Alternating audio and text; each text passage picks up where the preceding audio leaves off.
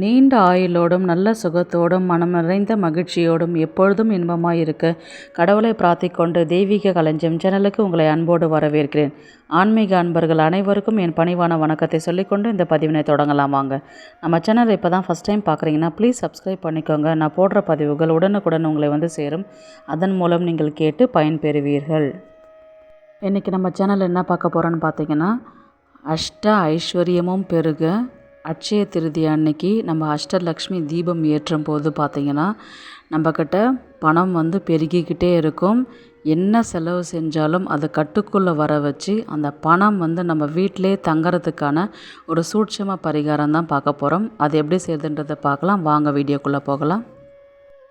பணம் சம்பாதிப்பதற்காக கஷ்டப்பட்டு உழைத்தாலும் மாத கடைசியில் பற்றாக்குறை நிலவுகிறது.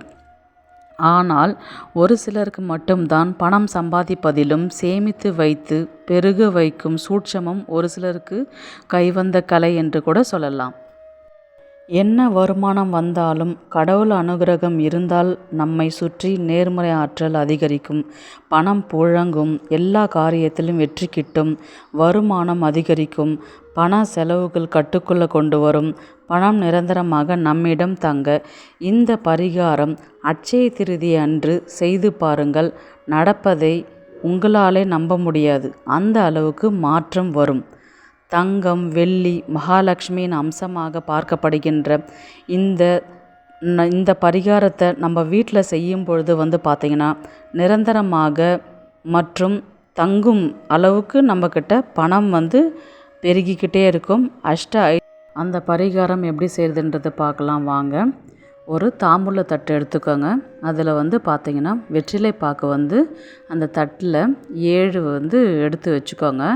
காம்பு கிள்ளிட்டு எடுத்து வச்சுக்கோங்க. காம்பில் வந்து மூதேவியும் வாசம் செய்கிறதுனால நமக்கு காம்பு தேவையில்லை, வெற்றிலை மட்டும் போதும். அதை நல்லா அழகாக வச்சுட்டு அதுக்கு மேலே வந்து அகல் தீபம் வந்து எடுத்து வச்சுக்கோங்க.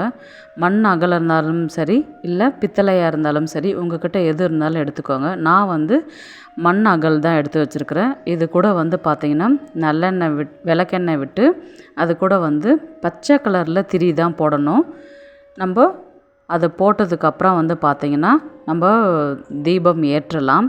ஏற்றினதுக்கப்புறம் வந்து பார்த்திங்கன்னா ஒரே ஒரு வெற்றிலை வந்து நடு பகுதியை மட்டும் கட் பண்ணி சென்டராக வச்சுட்டு அதுக்கு மேலே வந்து பார்த்திங்கன்னா ஏலக்காயை பரப்பி அதுக்கு மேலே வந்து நம்ம தீபம் வந்து ஏற்றணும்.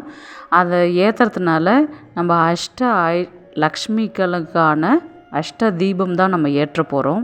நம்ம இந்த மாதிரி ஏற்றுறதுனால பணம் வந்து வசியமாகி நம்ம வீட்டுக்கு வரக்கூடிய சூட்சம பரிகாரம் தான் இது.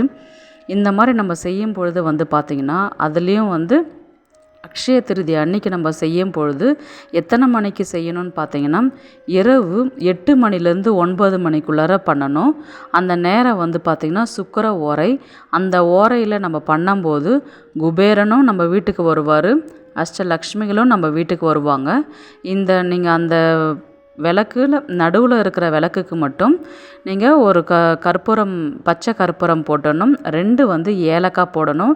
1 வந்து அஷ்டலக்ஷ்மிக்கு, 1 வந்து குபேரனுக்கு போட்டுட்டு நீங்கள் என்ன பண்ணணும், விளக்கு ஏற்ற ஆரம்பிக்கணும்.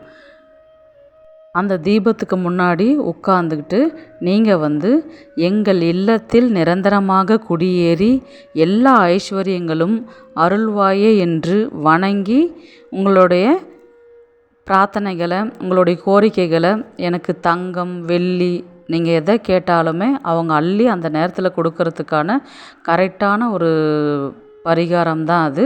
நீங்கள் செஞ்சு பாருங்கள். நடப்பதை உங்களால் நம்பவே முடியாது, அந்த அளவுக்கு மாற்றம் வரும். ஆனால் நம்பிக்கையுடன் செஞ்சு பாருங்கள்.